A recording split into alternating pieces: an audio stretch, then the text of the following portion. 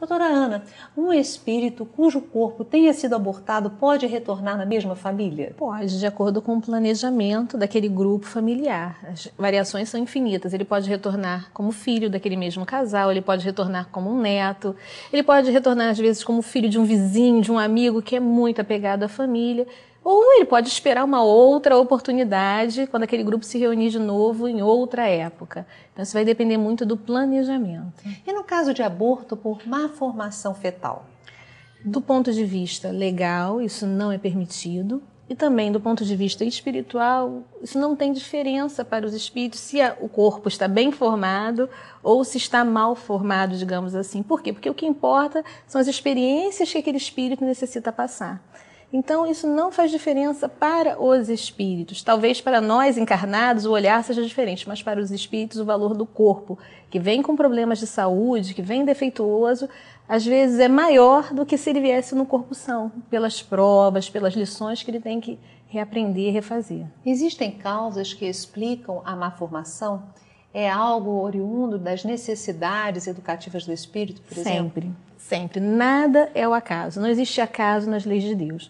Então, um espírito que reencarna com uma prova ou com uma missão, às vezes a malformação não representa uma prova, representa um espírito missionário que vai exemplificar a abnegação, vai exemplificar uma exemplificação de paz, mesmo sob aquelas condições adversas.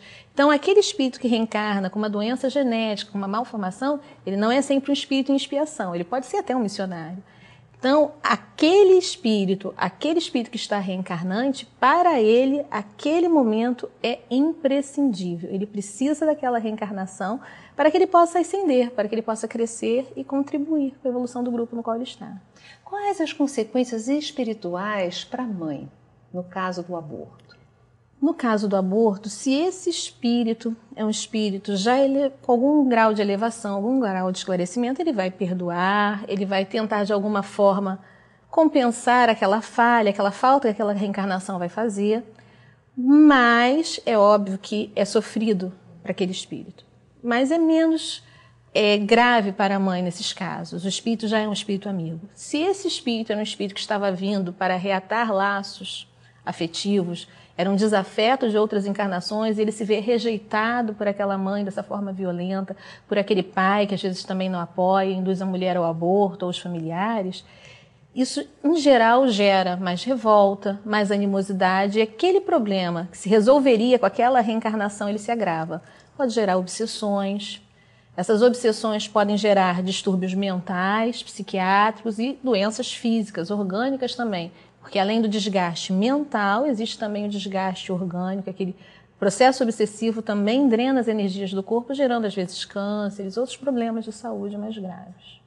O aborto, então, não é a solução? Nunca. Nunca. O aborto não é a solução. O único momento, eu volto a repetir, que o aborto, pelos espíritos, ele pode ser realizado se existe risco de vida para a mãe. Tirando isso, nunca vai ser a solução. E o que você diria para aquela mãe, aquela pessoa que está enfrentando dificuldades e que está pensando no aborto como solução? O que você diria para ela? A doutrina espírita é muito clara. Nós somos espíritos imortais. Quando nós estamos sob uma situação difícil, sobre um problema, estamos sozinhos, nós enxergamos apenas aquele momento, mas a nossa história é anterior e a nossa história vai continuar. A história daquela reencarnação, daquele bebê que está se formando, ela é anterior e ela vai continuar depois. Então nós temos que saber, não estamos sozinhos, somos filhos de Deus, somos espíritos imortais. Vamos buscar ajuda, a ajuda virá. Se não for possível criar aquele filho, encaminhar ele para a adoção, para uma outra instituição, mas nunca abortar e saber que, no momento de prova, é o momento que nós mais podemos crescer e mais nos aproximar dos nossos amigos espirituais. A doutrina espírita, a casa espírita, falando melhor, o movimento espírita, o centro, as instituições, tem como dar apoio a essas pessoas que precisam de esclarecimento? O que a gente pode oferecer? É óbvio que sim, faz parte do trabalho da casa espírita oferecer apoio às famílias, às mães, apoio à maternidade, não só apoio espiritual, mas também apoio físico através da promoção social. Então, o primeiro ponto é o esclarecimento. A medicina ela vive ainda sob a ótica materialista. Na grande maioria dos profissionais, das clínicas, a ótica materialista. Então, nós temos que encarar isso do ponto de vista do espírito, primeiro ponto. Educar o indivíduo de que ele é um espírito. Aquela mãe, ela tem uma tarefa. Ela é um espírito com uma tarefa determinada junto àquela criança que está se desenvolvendo. Segundo ponto, encaminhar essas mães, essas gestantes, para locais, instituições que deem apoio à gestação.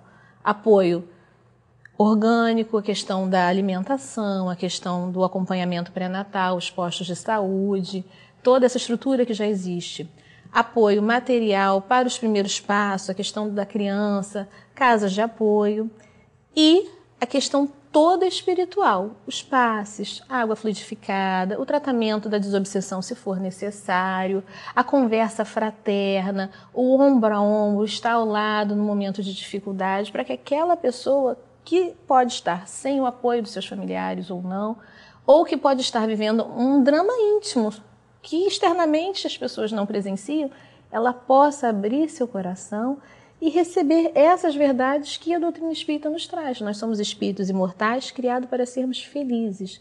Então vamos encarar esse momento, que é um momento difícil, como prenúncio de grandes alegrias no futuro. E o que dizer, Ana, para aquelas mães que já cometeram um aborto? Em momento nenhum a gente deve se culpar ou se recriminar, porque só a culpa ela gera mais desequilíbrio emocional. O que nós temos, como diz os mentores, livros de André Luiz e A Vida Continua, é olhar face a face os nossos acertos e desacertos, termos essa coragem de encararmos os nossos erros e reescrevermos a nossa história. Então, se nós erramos em algum momento, no caso aqui estamos falando sobre o aborto, agora é hora de reescrever. Então, agora nós nos esclarecemos, sabemos que não é uma opção, que não deveríamos ter feito, mas como podemos, então, reescrever?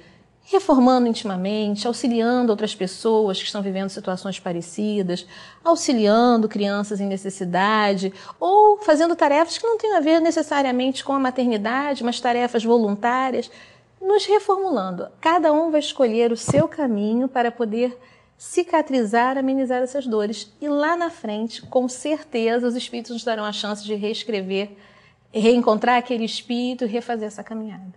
Suas palavras finais. Gostaria de dizer para todas as mulheres e também para aqueles homens, aqueles pais que estão pensando talvez na questão do aborto, na opção do aborto, que o aborto ele não é opção. Nós somos espíritos imortais. Aqueles que vêm através da maternidade, da paternidade, também são espíritos imortais. E esses laços, eles são laços preciosos demais para serem rompidos por questões oriundas da materialidade. Então vamos olhar para esse feto, para essa criança e vamos recebê-lo com muito amor, porque é alguém que vem para a nossa felicidade, construção da nossa felicidade futura. Não é um empecilho, não é um problema. É alguém que está vindo para que no futuro nós possamos olhar tudo isso e nos sentirmos mais senhores do nosso potencial espiritual. A oração ajuda, né, nesse momento? Demais, é a força, a prece, através da prece que a gente vai colher inspiração. Ninguém aqui está dizendo que é uma situação fácil. A gente sabe que as pessoas que optam pelo aborto, em geral, estão vivendo situações muito difíceis. Mas é a prece, a inspiração, uma boa leitura.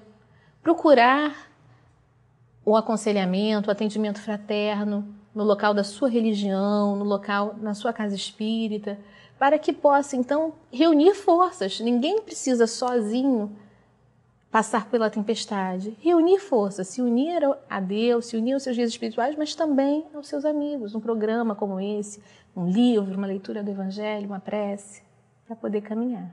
Muito obrigada, doutora, pela sua presença no nosso programa. Obrigada.